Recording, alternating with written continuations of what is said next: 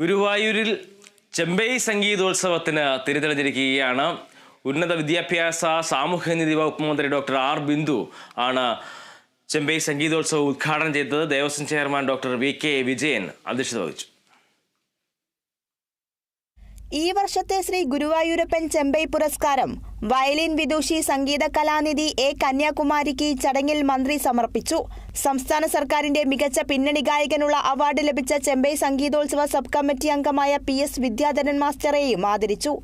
NK Akbar MLA മുഖ്യാതിഥിയായി. ദേവസ്വം ഭരണസമിതി അംഗങ്ങളായ C. മനോജ് പുരസ്കാര സ്വീകർത്താവിനെയും VG രവീന്ദ്രൻ ദേവസ്വം ആദരവ് ഏറ്റുവാങ്ങുന്ന PS വിദ്യാധരൻ മാസ്റ്ററെയും പരിചയപ്പെടുത്തി. തുടർന്ന് ശ്രീ ഗുരുവായൂരപ്പൻ ചെമ്പൈ പുരസ്കാര ജേതാവ് എ. കന്യാകുമാരിയുടെ സംഗീത കച്ചേരി അരങ്ങേറി.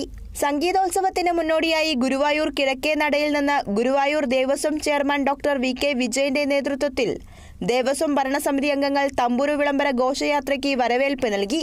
ഘോഷയാത്രയെ ആനയിച്ച് മേൽപ്പത്തൂർ ഓഡിറ്റോറിയത്തിലെ സംഗീത മണ്ഡപത്തിലെത്തി. തുടർന്ന് തമ്പുരു സംഗീത മണ്ഡപത്തിൽ സ്ഥാപിച്ചതോടെയാണ് സംഗീതോത്സവത്തിന് തുടക്കം കുറിച്ചത്. Kerala vision news, Thrissur.